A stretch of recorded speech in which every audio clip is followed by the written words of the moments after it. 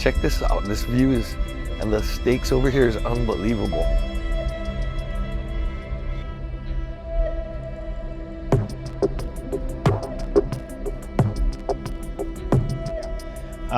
So when I was in high school, I was really bad at math. And so I had a math tutor, and he was a neighbor of mine, and he was a classmate at my high school.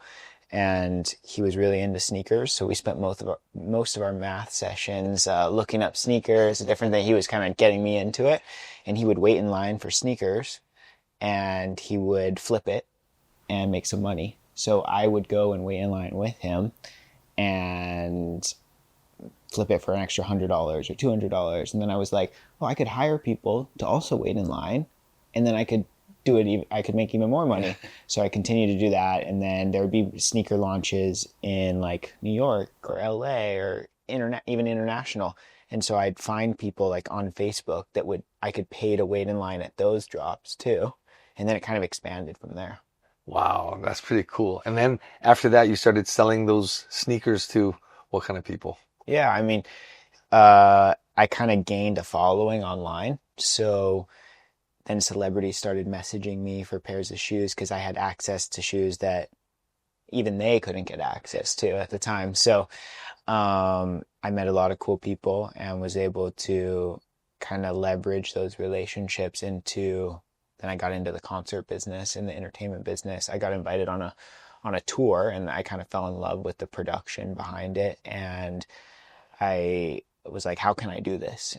There's a story of I was in an elevator once, and I was going up after one of the concert nights, and these girls came in the elevator, and they were crying, and they were like, this was the best night of my life. He looked at me, like the artist, and they were just crazy about the artist. And I was like, this is what I want to do. I want to make people's like world, their whole life. So I kind of set out to do that, and I was around people who could literally make my dream come true. And it was about like not really using people, but figuring out how to pick their brain and do it yourself. Wow. So you leveraged what the community that you had to like actually make people happy and get them emotional. And wow, that's really cool. Yeah. Yeah. It was just, I think it was all about right place at the right time. A lot of my life has been like that. Yeah. So I take absolutely every opportunity I get possible, even to come on this podcast. You have no idea who you can, I'm now meeting you. Yeah. Wow. That's good. But have to have been some times where, you've taken the opportunity and it wasn't the thing, or like it was a bad. Have you ever had any of those, or you just been lucky? Every one was an opportunity. No, I go to so many different. I mean, I realized later the value in it later. Maybe it was a lesson that I learned through it, but no, I would say probably 20% of the things that I actually end up going to like turn into really something big, and I guess a big success. But yeah, you have to take the laps. Yeah, totally right. And you know that in your business too. Totally right. Because if you didn't go, then you wouldn't have even that 20%, right? Mm-hmm. Yeah. So that's pretty cool. Is there anything like maybe that you feel like you struggled with, like trying to do these different businesses that you've done where you maybe thought like, frick, I'm done. I don't want to do this, or you never had that before? Well, when you walk into a room with a lot of older folks, or not even older folks, but even people in their 30s and 40s, they are immediately turned off by your age and that you have no experience. And you have to figure out a way to either prove to them, that you can handle the pressure and you can handle it, or you'll sink. Yeah. So I had to go with a lot of doubt and be around people that didn't believe in me. And of course, there's times where you're like, F this, I don't want to, do this anymore. But every day it was like, you have to do something that you love, or else it's never going to work. If you're waking up and you're like, oh, I don't know if, I love this, or you're just doing it as a job, like my job at the time was the coolest job in the world. Every day I was like, yes, like, let's keep going. Like, it was almost, it was like motivating for people not to believe in me, because I wanted to prove them wrong so bad. So you've been in like, you live that where you put yourself in an uncomfortable situation, but you just learn to be comfortable in those situations. Would Yeah. you say that or? Yeah. I mean, I'm always uncomfortable. Right. I'm nervous right now. Yeah. You don't look nervous. That's a good thing. Yeah. Wow. I know. Cause when you're young, a lot of times the older people are like, who's this young kid going to teach me something? Right. Yeah. I know that can be I know Well, like, we all have different experiences. yeah, yeah. So like for me, I was young when I was playing racquetball and, the older guys are always like, you're not going to beat me. And in my head, I'm like going, I don't think you have a chance against me. And I want to tell him, but I don't want to be that cocky kid. Right. And you seem like you're definitely not that cocky kid. So I think I was at one point. Oh, really? Maybe in my head. Yeah, I think I was very like flashy on social media, different things, but I think that was because I was trying to like compensate and like trying to prove to people like, no, I can do this, I can. So now I've taken it a step back and been like, you don't need to be the cover of everything to, it's better to grow in silence, rather than trying to show offy. Yeah. But high school me was a different color. what made you change? What, there's something that happened that made you decide to like, okay, I'm gonna. Yeah, I think in the concert business, I had a big failure of a concert here in Hawaii, and I was like the face of it all, and it was at the Blaisdell, and so it was like a huge deal when the concert canceled. We had already people inside the arena when it got canceled, and so, and then all the backlash that I got, I was like, man, I wish that I was behind the scenes rather than in the front. And so I think I'm really glad that happened. So that's like something I learned a lesson. In the moment. I was like, this is the worst thing that could possibly happen. I lost so much money, but actually it ended up being one of the best things that ever happened to me. And it changed my whole trajectory and how I carry myself today. Yeah. So tell me some of the things you learned from that besides like just changing your trajectory. Like what did you do? Like something more specific. I would say it taught me to be resilient. It taught me that you have to be, speaking of resilience, you have to be ready for change at all times. Today I can get a text and it could change my entire life, and you need to be ready for that. You can't get too comfortable. Like we were coming up here and you were saying, are you living here full time in Hawaii now? I'm like, I don't know, maybe tomorrow I won't be, like I always got to be on my feet and ready to go. And that in your space as well. Yeah. Wow. So where would you say you learn a lot of these things from? From just like hard knocks, or your parents guided you, or you had mentors, or like what? Yeah, I think, I meet a lot of people, and they all teach me a certain lesson. I always gain something from them. It's never like a monetary thing or like, hey, I'm never asking people, hey, come invest in my projects or anything like that. But I get a lot just by going to dinner with the people or talking to them. So I think, yeah, I have a lot of mentors that are my friends. Wow, that's cool. And then your parents, as you're growing up, like say you decided to do these sneaker things, how much support did you have from your mom and dad? I think my mom was skeptical about it because she was like, what is like, go on the normal path, go to college, get a degree, get a job. My dad was all about it. He was like into the sneakers. He was waiting in line with me sometimes at this. I think he just wanted to support, my passion and everything. And he's now more of a sneakerhead than I am. He's like going online getting like sneakers now. Oh yeah. And he's like sending them to me. He's got more shoes than I do now. So. Yeah. So were you always a sneakers guy, like from when you were young? Like, no, I think when I had that math tutor, he was really I wanted to be unique, and I think sneakers is a way to show your uniqueness, right? It's like whatever how you want to come off that day. Yeah. Oh, that's really funny. And then when you decided that maybe you weren't going to go to college, how was your dad then? Still all He was fine. Yeah, he was okay. Because I had a clear path. When I decided I wasn't going to go to college, I had already gone on tour with this artist. Oh. I had already had my foot in the door. I had met, I say that my college experience was that paired with where I chose to live in Hawaii was such a private and exclusive community, and learning lessons from those people and being around those people created like that was my college experience. I tell people that all the time. Like, I learned so much, and I got so many opportunities and so many different ways to learn just by placement and where you're at, Yeah. where you place yourself. Right. So that really goes back to show like the people you surround yourself with, right, is a key. So, okay, so you're at Punahou, right? So how did the kids or the other, like your... Oh, I got bullied all the time. Really? And I don't know if it was out of jealousy or maybe it was out of like unbelievable, like they were so like, they'd never seen someone do that before. And I don't mean to come off in some sort of cocky way, but I think they were just, I don't know why kids bully, but I was like, there was one time I was coming out of the library at Punahou and some kids were flashing their lights at like their phone flashlights at me, acting like paparazzi because I had just come back from this tour. Oh.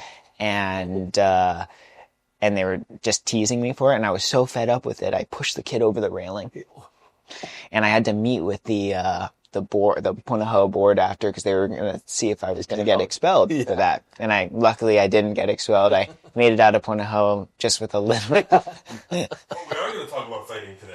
Yeah. Awesome. Yes, there we Yeah. go. Pushed somebody over, learned it at his camp. Yeah.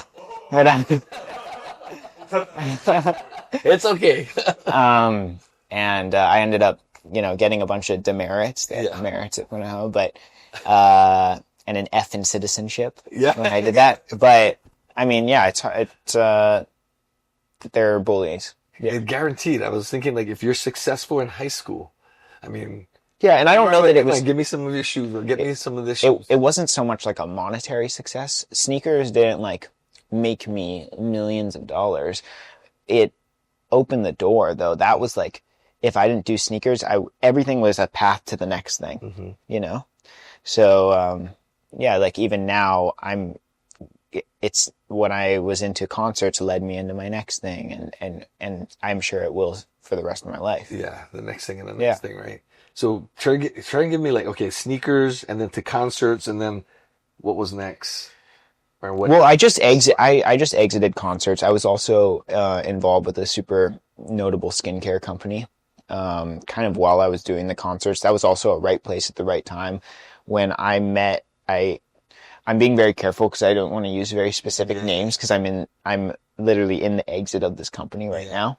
But super notable, prominent figure I went on a tour with, and at that time, his wife was really involved in building a skincare brand, and right place at the right time. I got involved, and now to this day, the skincare company is selling for $1 billion. Wow! And it's just all you do is just I have no idea how I was even like, I was talking to my dad the other day and I was like, I don't even know what I provide. You know what I mean? Like it was just, seriously, my life works as right place at the right time. That's all.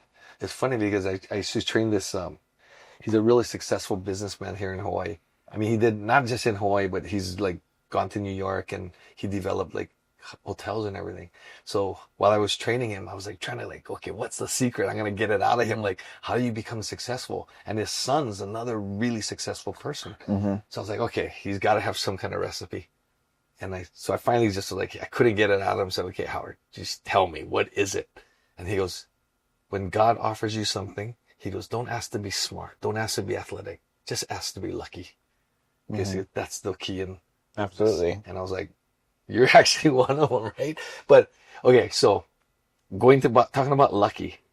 So a lot of people go, okay, Connor, you're just so lucky, right? How do you feel when people tell you that? You just say, yeah, absolutely. Oh, I embrace it. Yeah. Yeah. So I am like, everyone in this room is way smarter than I am. I think that what I really excel at is putting together an amazing team of people. It's never about me. It's about like even when I did the concerts, I had a really great marketing person. I had a really great production person. And we built an amazing team together, and they did all the legwork for it.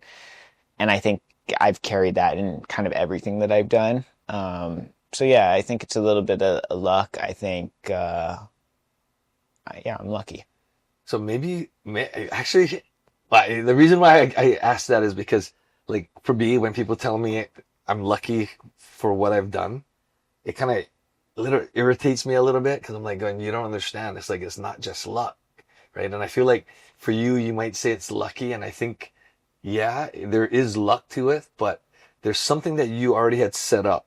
Like you were saying, I think your path just kind of sent you the right way and you actually chose the right path because I'm sure you could have chose a wrong path. Or you also have to put up with a lot of like BS, you know what I mean? Yeah. Where like, and be okay with continuing and seeing failure after failure after failure and still seeing the vision at the end and still, you know, and it's your job to like root on the team to keep going and keep going. So maybe I was a good coach to the rest of the team and telling them, no, let's keep trying. Yeah, I guess I'm not very good at letting go of things. I just want to keep knocking down. And that's a mistake that I've also made too, is like in Hawaii, there's a very specific way to go about things in business that is like very ethical and the right way. And me being so young in Hawaii and in this kind of industry, I knocked down doors that I should have like knocked on. You know what I mean? Yeah. And so like, I learned from that. I'm now 2 years out from doing a show in Hawaii, and I have a lot to look back on as like, I'm really glad that all those things happened, but I'm also a totally new person now. Oh, wow. That's interesting. Huh. Yeah. It's funny because, like, how old are you? 23. So at 23, you got all of this knowledge. I mean, like, there's no way you could have learned it in college. Oh yeah, I learned it from everyone around me. Yeah, right. Yeah. Wow. I learned it from business people like you. I don't know about me. The one thing I gotta say though is, I would think that, well, it seems to me like you have a gift of, they always say like, you always hire someone smarter than you, or you surround yourself with people that are smarter than you. And you just kind of said like, you know, you hired this guy for that and this guy for that. Where do you think, like, how did you decide like, okay, this guy's going to be the director of this whole program, or this guy's going to be whatever it is? Mm-hmm. How would you spot that? You'd research, or you'd... I would meet these people like as I go. So like, for example, I had a guy who was going to handle like basically the customer experience at the shows, because I wanted people to leave my shows like feeling like they got treated really well. And I also wanted the artists to go back home and tell their other artist celebrity friends that I treated them really well too. And I found this guy by, I was in New York and I was staying at a Four Seasons in New York, and I grabbed him from That's a great the place, hotel. right? They know how to do service. Yep. He was looking for another opportunity, met him in random, bartender. He knew he was going through the whole Four Seasons program. And I said, I think you should come out to Hawaii. I think you should leave your whole life in New York and work with me for absolutely no money. Yeah. Because I didn't have any. Yeah. Or I did, but I wasn't willing to spend it on him. Yeah. Prove yourself. Yeah. And He jumped on it. yeah, he saw the Wow. vision. So also, they have to take a risk too. Yeah. And I need to see that in them, that they're willing to take that risk as well. Where'd you come up with that? Just going along. I met everybody just randomly. But I mean, like that theory, like for me, it's like you got to have skin in the game. So like if I train someone and I train them for free, they don't show up all the time. And then I kind of bumped up my rates. And then when I got to this certain rate, now all of a sudden I got like Alex O'Loughlin calling me to train him. I got Scott Kahn. I had Vanessa. I mean, I get all these different guys. Yeah. And they won't miss a training session, but they're paying top dollar for it too, right? Yeah. So it's kind of like having skin in the game. So for you, you're like, are you going to take that risk? Yeah, I also think that if they prove to me that they're not going to show up, Yeah. I mean, I can see it kind of right away. I think I have a good gauge on people though. Like I won't bring them on if I feel that but I've had mistakes where I've brought on somebody and then they haven't panned out, and I have to be ready, like I said, for change and be like, you're out. I'm choosing someone else. And then you Immediately. do that by yourself. Fire them, or you have... I was in the beginning. Now, not now, but in the end, absolutely not. No, I didn't do any of the dirty work in the end. I would just tell somebody, I'd be like, they're not working out. Get rid of them, you know? But you used to do it by yourself before. Yeah, and that actually helped me because you have to be willing to have hard conversations with people. Mm-hmm. Even if it's hard. I built personal relationships with these people, and it's not personal, but you're not the right fit anymore, right? Man, that's hard. Yeah. And especially doing that to people in Hawaii where it's such a small community and you see them out, you know, and then they turn around and talk bad about you and drag your name through the dirt, and they're like, yeah, he did all this and he was a terrible boss and whatever. And you have to be okay with people talking bad about it. People don't like success. Yeah. People don't like seeing other people do well, especially in Hawaii. Yeah. Wow, that's so cool. You got some gems in here, man. I'm like, wow, freaking 23 years old. How's that? I didn't know that much at 23. And I kind of went the same route like you. I mean, I went from like living in my car, pursuing this racquetball dream, but You were living in your car at one point? I lived in my car, yeah. I had to. And I was hustling racquetball games just so I could eat. But Yeah. I mean, Got to do what you got to do. Yeah, but I didn't learn what you did. Yeah. But that's really cool because even in my business, like, I don't know if I could fire anyone. Like, that's so hard. Yeah, it is. And also to talk on one point that you had about my parents, I think that my parents helped me in some connections in Hawaii. They are in a very big relationship kind of business. And so it did help me open up a few doors. I don't think I did it all by myself. I'm very open with telling people I got help to get here. Yeah. This is not me at all. Like, it took a team, it took a village of people I was lucky enough to be the face of all the work. That's really cool too. At 23, most people would be like, I did it all myself. Yeah. And I usually, you know, like a lot of people that I meet, I usually judge their character by if they claim their success all by themselves, which I believe that no one's ever successful by themselves. And I always say, like, give credit where credit's due. So like, say in the fighting world, jiu-jitsu, racquetball, all the sporting stuff that I've done. Yeah. I had to learn things from other people. That's the only way you can get good. Yeah. Kind of like in your industry. And I always give credit where it's deserved. You know, I'll never be like, I made this move up or I beat this guy because I figured him out. Yeah. And you had a team behind you too. I had a whole team. I'm sure your family too. Family, big time, right? So it's the same thing. And what I like is, like, my whole life is all athletics, but it's exactly the same thing in business. And then when you're young and you pursue that dream, right? Because it was a dream for you. Yeah. And it's motivating I was just visiting, I just went and saw my mom probably last week, and she knew about the close or the exit of the skincare company. It's like all over the news right now. And she's like, for the first time, I think for the first time, she was like, cause she had to sign like a power of attorney thing and all this, she was like, I'm proud of you. Oh, and I was like, whoa, like, now I got to do something bigger, you know, like, that's like motivation in itself, because my mom wanted me to go on this path. Yeah. And do the college thing and and do what, you know, her friends' kids were doing. Yeah. And, she has to deal with people coming up to her and asking her questions about me all the time. So it's a job for her in itself to be like, I tell my mom, don't tell anybody what I'm doing. Don't tell anybody where I'm at.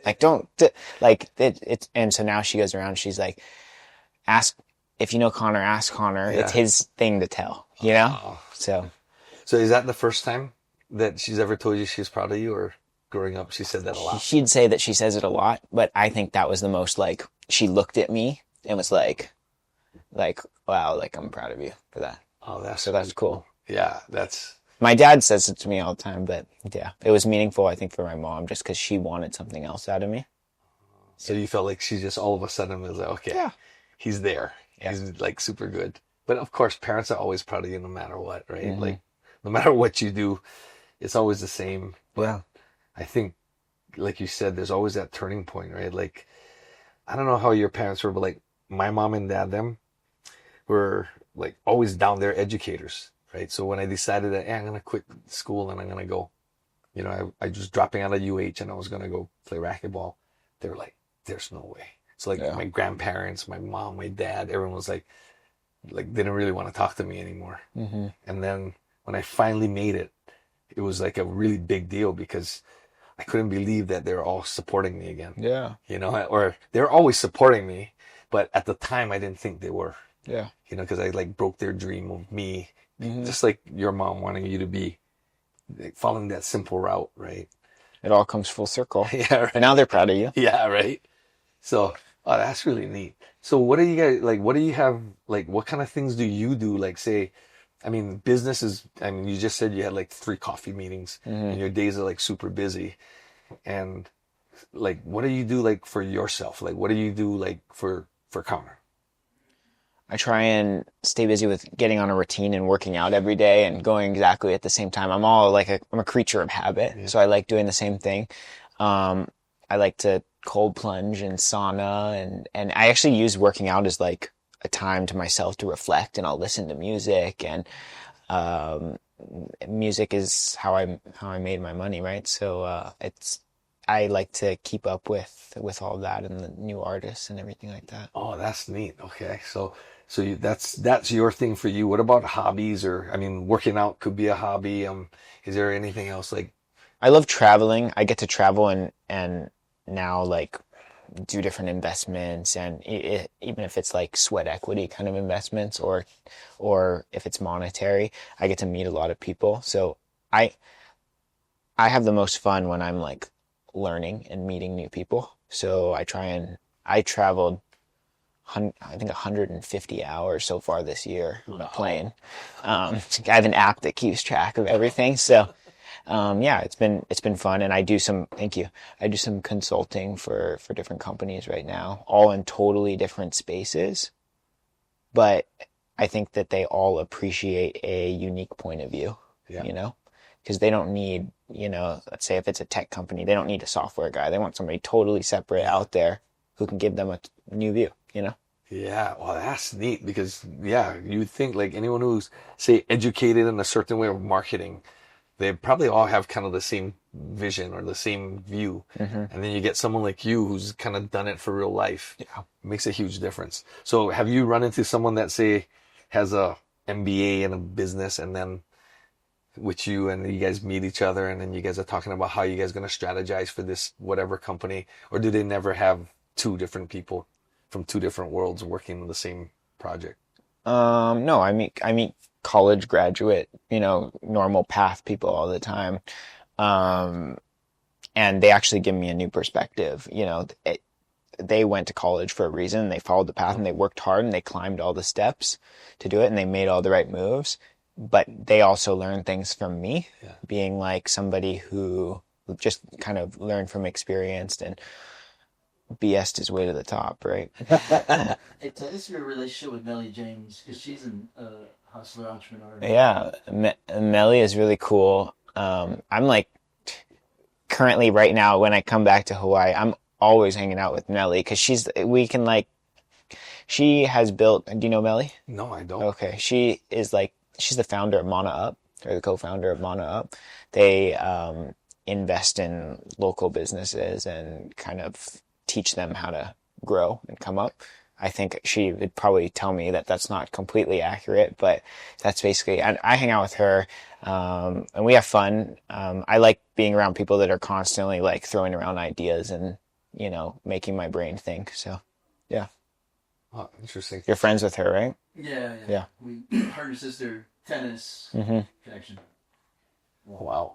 So you're an extrovert then? You'd consider yourself that or not? Yeah. Or you just made yourself, or you're always an extrovert, or? No, I think I'm always trying to, I think I'm always an extrovert. I got that from my mom. My dad's super introverted, but yeah, my mom probably brought it out of me. Okay. I was wondering, because if you enjoy that, like for me, a lot of people think I'm an extrovert. Even my kids are like, oh, you're an extrovert, right? But I actually like being by myself, and I like doing things alone. I like, I'm like you. I have a schedule. I have a routine that I never break no matter what.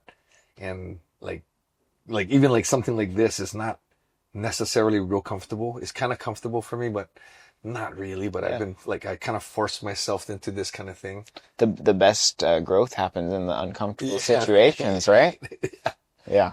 Yeah, and what I like about doing this podcast is like bringing people like you on here. Like I also learn, and I feel like sometimes in a lot of situations, like say you meet someone that had a college education, sometimes these guys are closed and they don't want to learn from someone like you. Even if I've always felt like, hope the professors don't take me wrong, but I've always like, why are you teaching economics?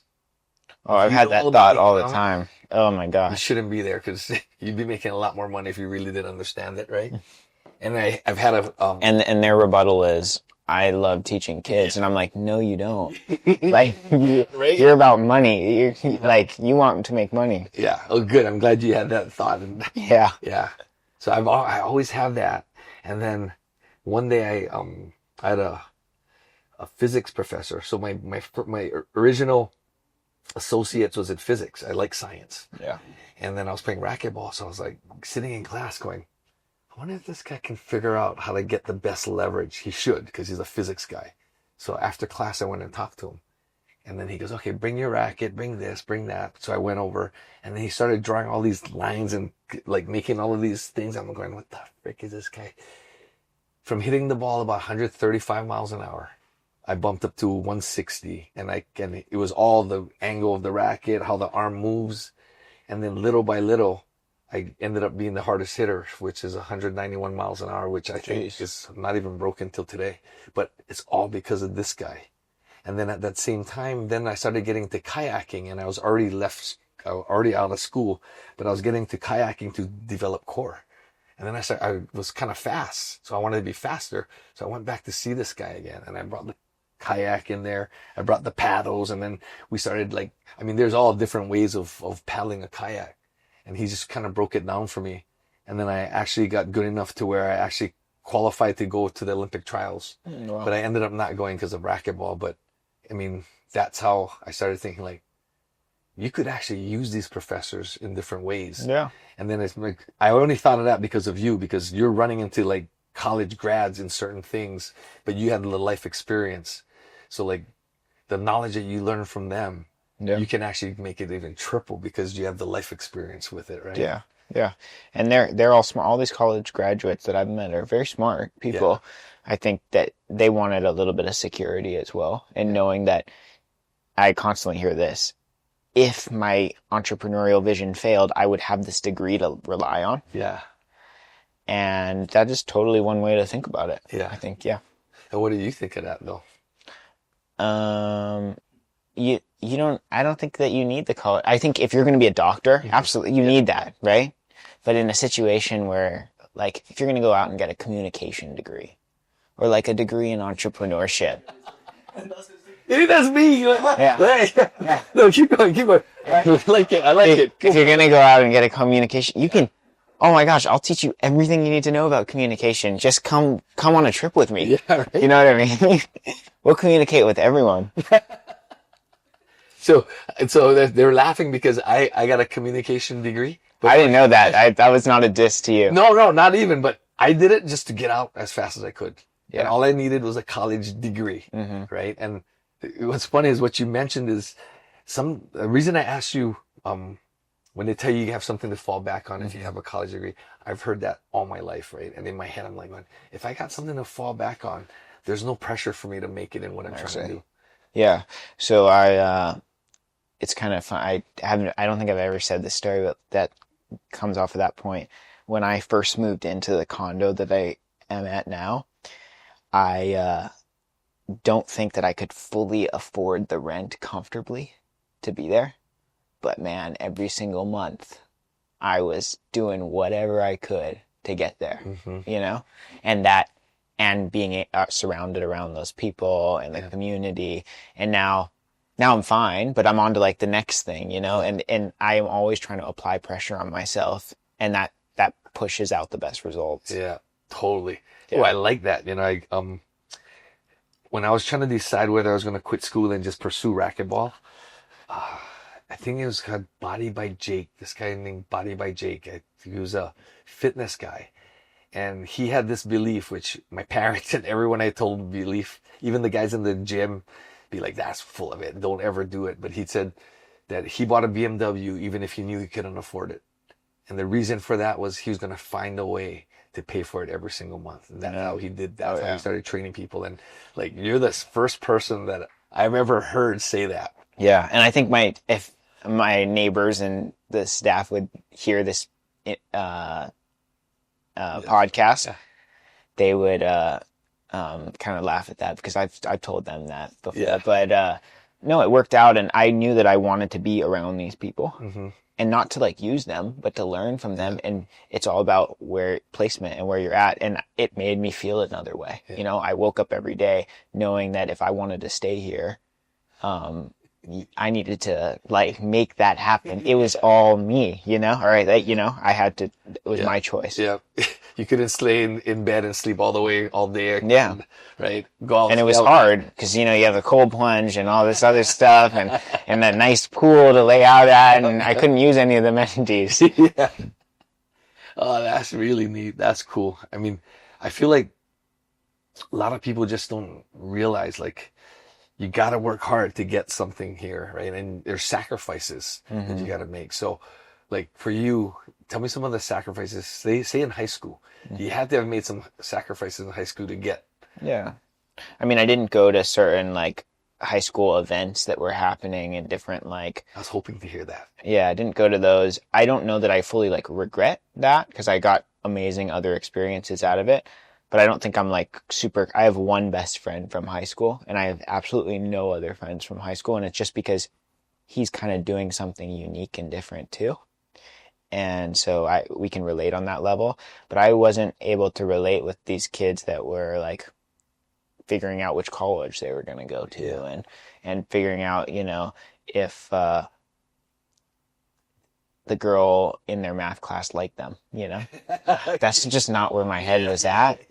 Now I have made sacrifices in my like romantic relationships and different things like that. Like I have always prioritized work. And then I've tried to make adjustments because I do want to have I want to have a family and like actually like have a great relationship. And, yeah, I mean, I made a lot of mistakes in that area. I'm not successful in that area, but I'm working on it and kind of, yeah, every day working on it. You're young, man. It Yeah. doesn't even matter. Wait till you're 30. I kind of exactly that similar approach. And I'm so happy that you said that because as I was growing up, I'd miss the dances and I'd miss all of these different things. I didn't even want to be at my graduation. My mom made me go.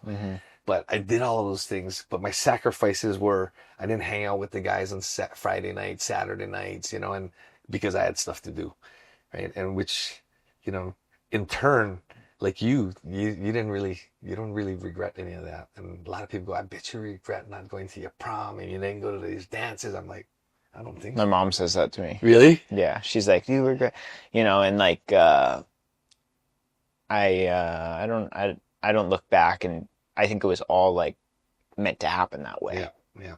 If I went to that, I wouldn't have done this. Exactly. And it wouldn't have led me to this. Mm-hmm. So I just take I have a good story for you on taking every opportunity. Yeah. I'm in the spa of my building and I had just met a guy in the lobby who was, we got introduced to each other. He was also a resident there.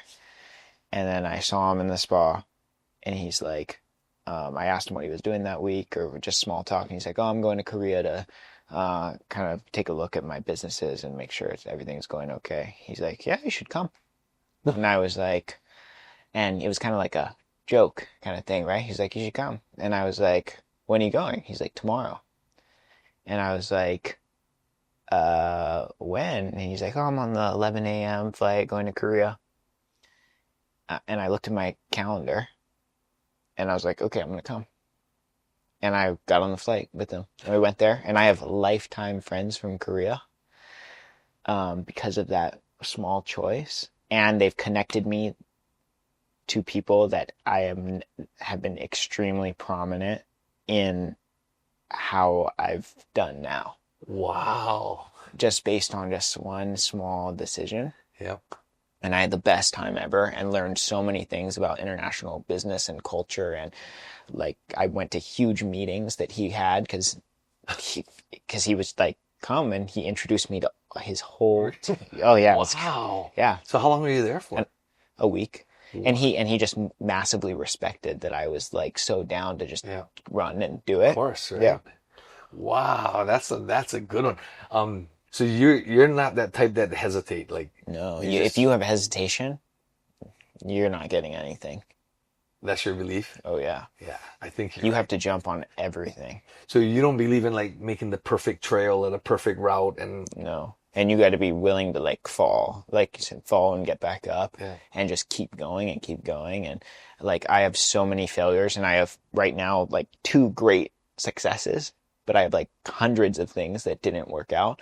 And I've lost so much money trying it out. I'm like, I don't even know if I'm even right now, but yeah. Wow. So where do you think you learned that discipline? Because that's got to be there's a lot of discipline behind. Yeah. I think it was just me like being scared to fail. So I kept going, and I didn't want to go and work a normal job.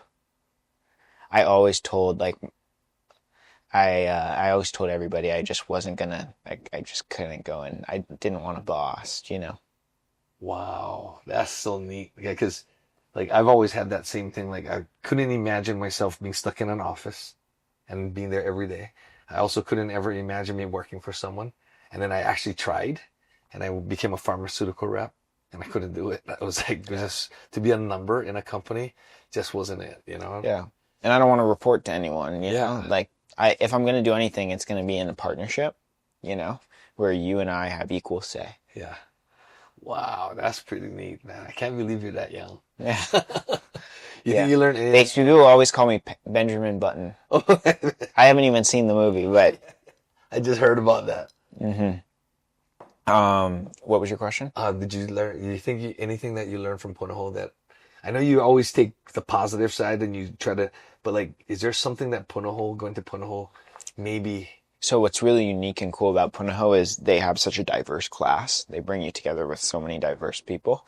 And so I think I was able to learn so much from, talking to people who grew up in, Diamond Head and in great, huge homes with prominent family, and also the kids that bust in from like Laie every day and like all carpooled together, and they were, playing sports to keep their spot at Punahou.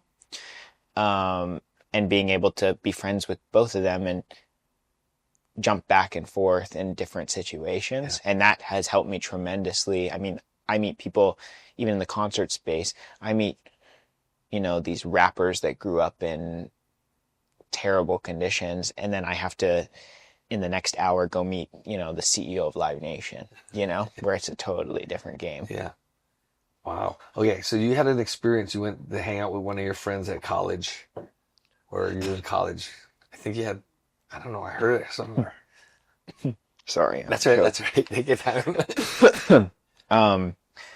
I went to hang out with you went to hang out with them, and then they went to like a party or something, or man, I can't remember. I wanted to. They went to a party and what? You went to, okay, so basically you went to a party, and this is something that I experienced. Like I'd go like, as I traveled playing racquetball, all my friends were in college, and I'd go and stop and we'd hang out, and then they'd go like, okay, it's a party. So we went to a party, and I would go to a party. I went to a party once, and I was kind of like, man, these guys are just like, it's a waste of time. And these guys are drinking, getting drunk, and they think it's cool, and they feel horrible the next day and not be able to do something. And I thought I saw in one of your things that you kind of had that similar experience. I mean, I've had similar experiences where I've gone to parties and different things. Maybe it's that I don't really drink. Yeah, you talked about that and like why you really didn't, like, you don't drink at the parties or... I don't drink because I'm always like working, I feel like, or trying to like learn from people. And I think that drinking like kind of doesn't allow you to do that. You're kind of not yourself. I feel like I'm always analyzing everything. I think I have a huge like emotional intelligence level where I know how everybody's feeling based on just like even like slight switches in like their eyes or their smile or anything like that. So I'm super over analytical. I will say I have told everybody I don't drink. 2025, I think that I kind of took up some drinking a little. I've met some people in business that are like, if you don't drink, I don't trust you.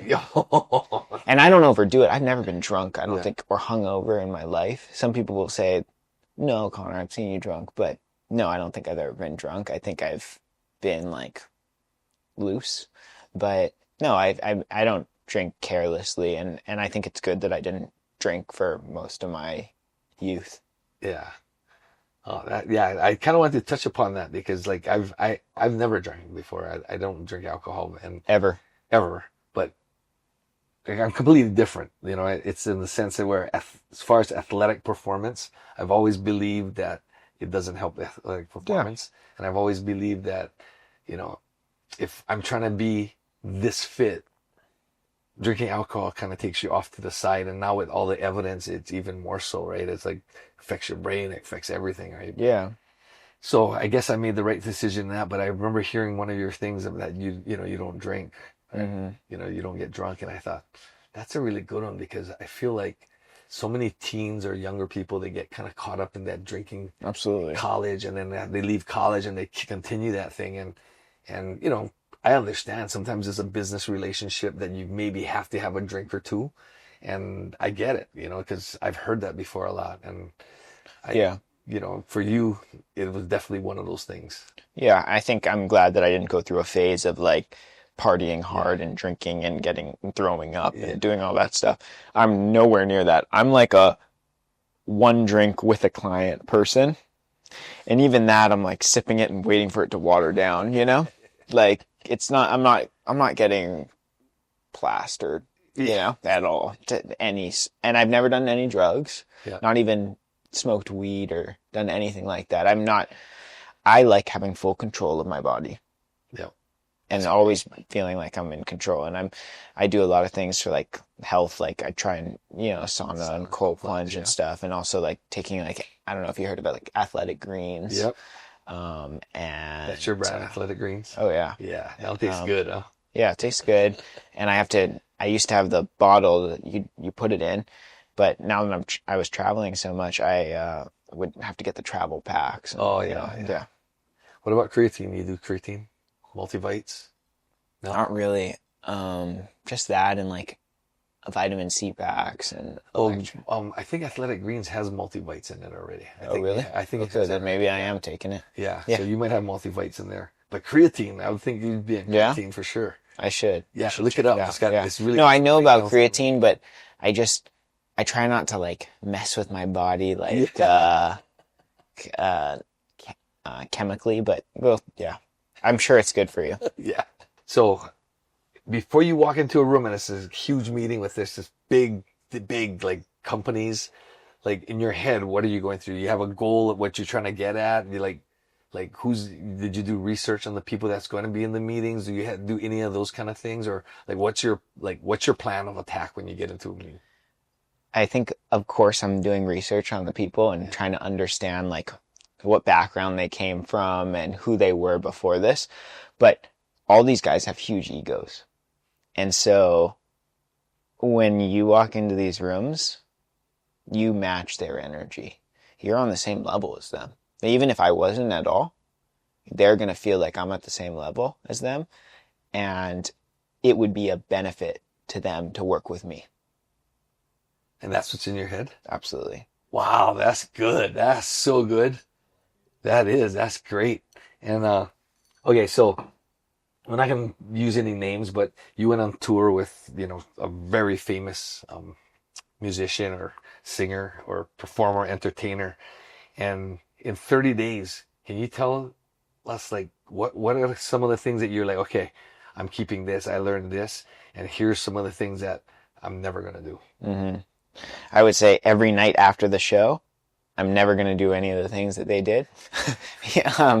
But I think that the dedication and the attention to detail that was put into every single show, I mean, when it comes to like lighting and when it comes to sound and how, you know, particular each individual head of those departments were, I was so fascinated by how, you know, obsessed they were. And that's when I knew that I needed a great team. I could not find myself obsessed with sound. I couldn't find myself obsessed with lighting or anything that had to do with that. I had to find somebody else that was obsessed with that, you know, and then I could do what I did best.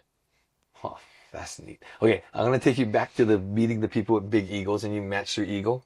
So, yeah, maybe that's what I gotta do more. Dang, I like that one. Yeah. Because, well, my experience, okay, so like I train a lot of these guys, right? Yeah. And I have a specific way that I believe this is how everyone should train. What do you want? You want to get more muscles? You want to look more bulky? You want to be more athletic? You want to be more functional? I have different beliefs in how you train these things. But a lot of the guys with big egos, when I come with it, they already have their own thought in their head. And even if I ask them, what do you want? They'll tell me what they want. So I'll present the workout for them, but they'll tell me that's not the workout because they know more than me, but they hired me, right? And they're paying a lot of money to have me. And so, If I was in your position, tell me which. if I was in your position and they said, no, like, I don't want to do it like this, I want to do it whatever. But, well, I'm telling you from my experience of how it works and how to achieve what you want to achieve. But if that doesn't work for you, then I'm not sure that this relationship is going to work with us. And I think that those guys respect that, that I'm willing to walk away from, but you know what? They never walk away. Yeah. They never do. That's a good. Presented an exit strategy. Yeah, that's a good one. Yeah. That was nice. Wow. And then where'd you learn that from? I think just being around on this tour, being around these big egos and knowing that you need to feed into it a little bit and people don't take you seriously. Like we talked about Melly, like Melly is this great woman entrepreneur in Hawaii and people bow down to her all the time. And they're like, oh my gosh, Melly is like, she's like the top woman entrepreneur of Hawaii. And I'm like, I joke to Melly all the time. I'm like, she doesn't work at all. She's just a networker. She's, like, and I think I kind of like joke and put her down. And I think that's why we're friends, is like, I'm not kissing her butt, you know? Yeah. She likes that. Yeah, she loves that. Yeah, she talks trash. Yeah, it's good. Yeah, I think that's important. I mean, I always tell my clients the straight up truth, but sometimes in like those situations, I'll just say, okay, then what do you want to do?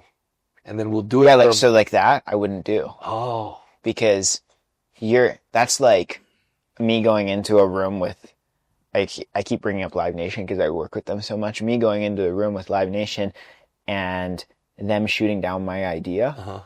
And then me saying, okay, like, we'll do whatever you're going to do. Or we'll try that out first. I don't do that. I'm like, no, like, you are bringing me on for a certain reason. If you don't want to do it my way, there are so many other people that you can work with. It's just, that's your guys' choice. Oh, that's good, man. Ooh, I don't know if I got the guts to do that one, man. That's why I have a lot of haters. Well, I think you're going to have haters no matter what. I think the more successful you are, the more haters you're going to have anyway, right? Wow, I like that. It's relentless. That is. That's a good one. I mean, how are you that young and like, I'm not even brave enough for that. I'll get into a ring and fight someone, but I'll let them learn. I couldn't do that. So that you got to know your strengths and weaknesses. Man, I'm going to bring you along to train someone. Watch them do it, and you'll be like, no. Egan's the guy who... Yeah. That's why my wife always negotiates my training prices. Good, yeah. Because I have a hard time saying like, okay, it's $3.50 an hour. Like I was like $50, and she's like, now you're training people all day long and you barely make anything. Let's go to $150. And then I go, but I'm gonna lose half these guys. And she goes, that's okay. You're still gonna make the same or even more. And so she bumped me up to where now I barely need to train too much people individually and go to their houses because it's so high. But it's even more fun. And then the people that pay it, I learn a lot from. As we're training, it's like I'm learning just like how you're traveling and learning. Absolutely. Yeah. But maybe we need to get in a session. But I'll tell you how it's going to be done. I might use your strategy and you. And try it. In practice. Yeah. Oh, man, that's really cool. You gotta get him into the workouts then. Yeah. Maybe I'll show up in your gym one day and just be kind of cruising. Hey, there he is. Yeah. Hey, Connor, you want to work out today? Call security. Just kidding. Look at this guy Egan over here. He's badgering me. Is there like a time where you've actually sat down and thought like, how many more years am I going to do this? Or is there like like for you, is there like, I know you said that you one day want to have a plan and you're working on like maybe a relationship, but there's a certain point where, and maybe you didn't think of it yet, because I know what I'm thinking right now about my career, and it's so similar like yours, where something's not good, and that's just because you're focused everything on something else, which I think is great. And there's a lot of people who say, hey, I'm sure that, Connor, you got to be a little more well-rounded. You can't be so extreme about only business. You also got to be doing these things too. What do you think of that? Or... I think I'm a big relationship guy. Like I've been, most of my time has been in relationships because I don't want to like get lost in the craziness. Like when I was on the tour, I mean, it's just, I was glad that I didn't have a girlfriend then. So I knew that I wanted somebody always there. Yeah, I learned a lot, and I want somebody, who I can trust. So I'm learning, how I can do that. And I do need to be more well-rounded and spend more time in that area. And I think that's what I'm going to do now that I have the opportunity to do that, exiting this next company. So here's the thing, and maybe you might learn from this, maybe you might not, but one of the things that I learned, like, I was married twice. I got divorced twice, and then I got married again. So it's your third. This is my third I'm on. And the interesting thing that's really funny is it's the longest I've ever been in a marriage or even just a relationship is with who I'm with now. And she had no idea I was a fighter for like 8 months, 6 to 8 months. She had no idea that I was fighting.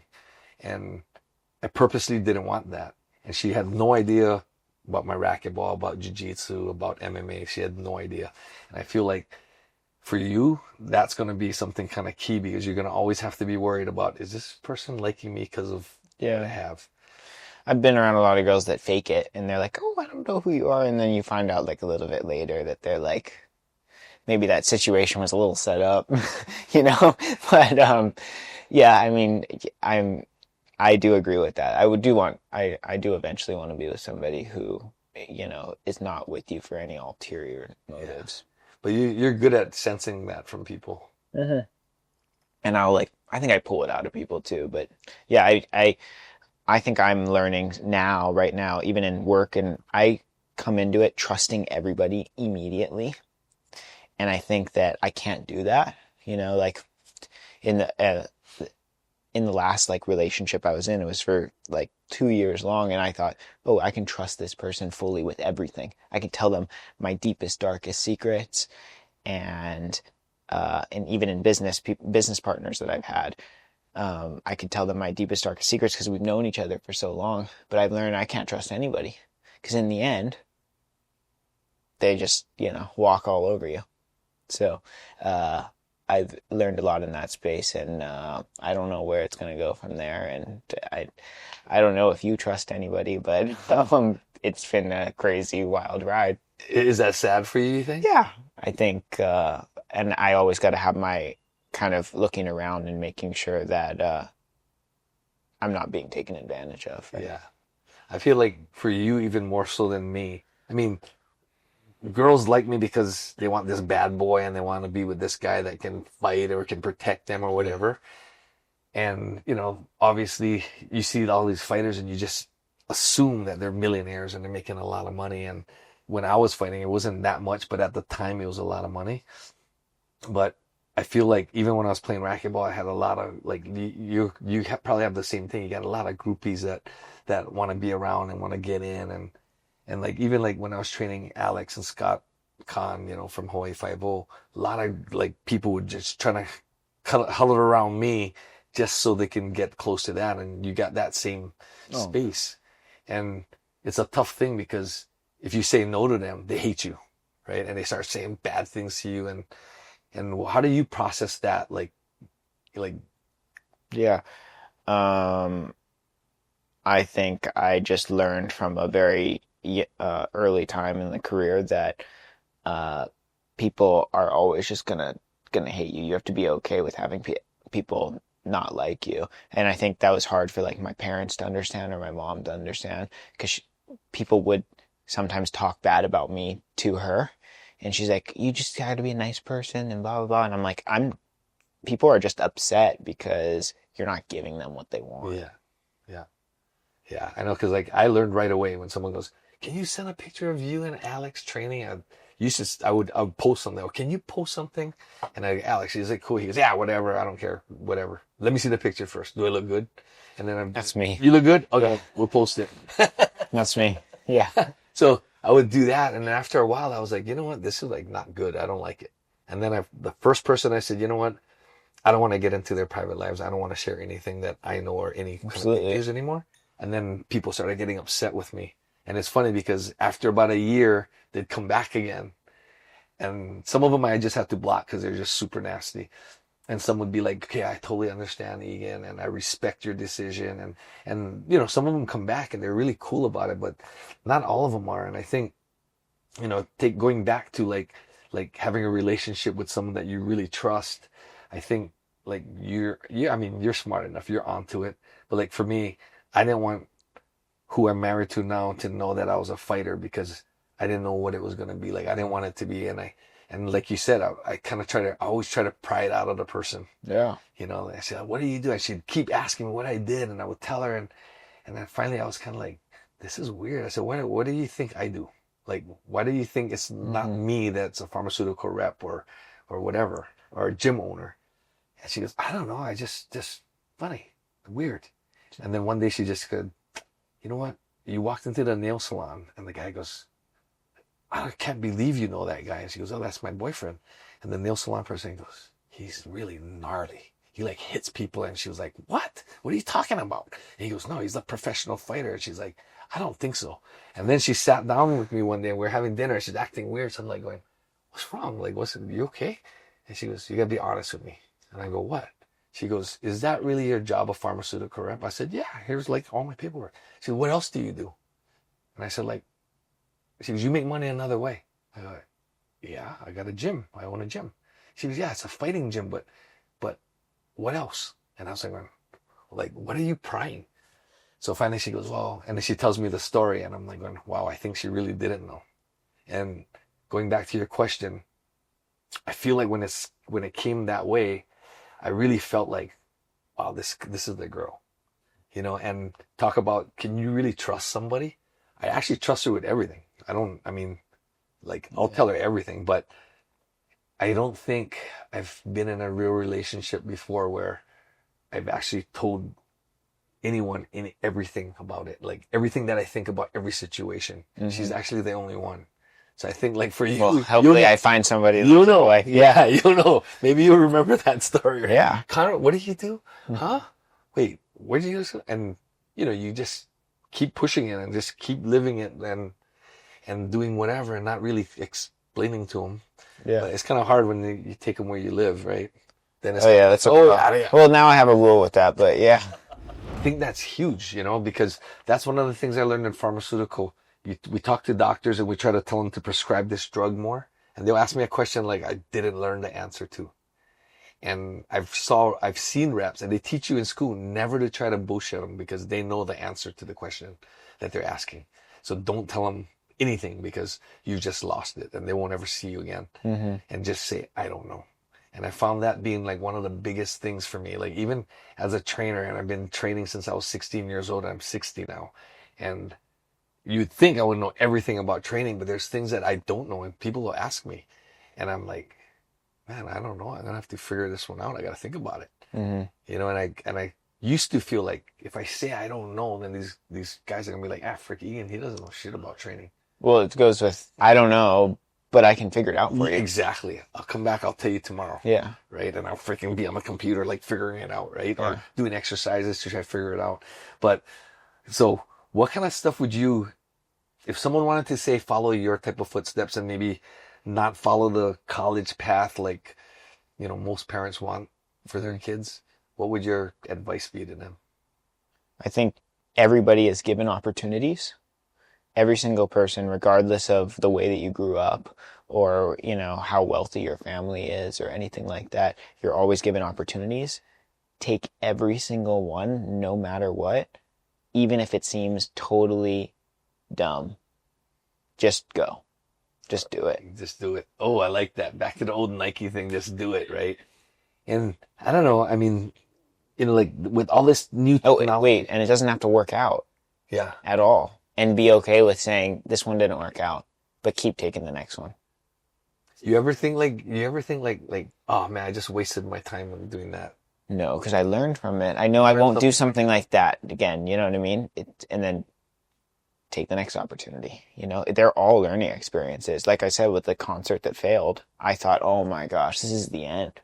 And it was like the beginning of the new Connor that got, pushed out because of that experience that I had to go through. Yeah, I like so many things that some of the concepts that you learn and you believe in and you do, like just really gets me thinking. Like when you tell me that, I'm like going, in fact, that's the same thing I do like with foil boarding. Like I try this, I make a mistake. Okay, I'm not doing that again, or whatever, you know. But don't get me wrong, I've made the same mistake multiple times. But after a while, you do learn. Yeah. And then you won't make it again. Maybe it takes 10 times. Well, it's like jiu-jitsu, right? You do this certain thing, and then you get submitted. And then you think, I think I might have done it wrong, so I'm going to do it again. And then, you do the same thing, hoping for a different result that doesn't work after a while, right? But sometimes you got to do it more than once or twice, right? So, anyway. Like even today, I met one of the coffee meetings that I had today was with a guy who I've known for a really long time, and he used to be the president of Howard Hughes here. And he moved away and started working with BlackRock. And he now has a renewable energy company. And he's like, I need you to come out to Australia and see what's going on over there. And I'm like, okay. Like, even now, I take every opportunity. I'm like, absolutely. And then I'm going to be in New York to sign some documents for the exit of the company. And he's like, I'm going to be there on the same day. I'm doing something else there. So we'll meet up there. And like everything like that, my life works like that. Like I know that will go somewhere because we're meeting today in Hawaii. And on Friday, I'm going to see him in New York. And then we're going to go like, yeah, it's crazy. Wow. So, I mean, thanks a lot for coming on the show because man, you're so busy. I can't believe you made time for this. Well, we've canceled a few times. Sorry about that. That's cool. That's all right. We got you. That's the main thing. Okay, last question. So you said your emotional intelligence is really high and you can kind of tell like, the way the guy looks at the eye, whatever. Tell me what you think about me. I think you're open to taking every opportunity as well. Yeah. It's probably why you've been so successful in your, athletic career and now in your business. Yeah, I think I can always tell when somebody has like an angle to go to. I don't think that you had an angle. I think I'm always looking for like seeing if they're put off. I love doing it when I'm like in a dinner setting or a lunch or something and I can see who feels uncomfortable and where to push attention towards to like if it's a lunch or dinner that I'm like trying to like gain something out of. I kind of know where to like put my attention based on their interactions. I don't know. It's very hard to explain. No, I know. I know it's hard because my wife always tells me your emotional intelligence, you're like down at the bottom. You're always hurting people's feelings because you say this and you say that. But yeah, well, thanks again for being on the show. No, thank you for That having was me. so good. That was fun, actually. Yeah, I was a little nervous some good because I was clips. like, yeah. I mean, unreal.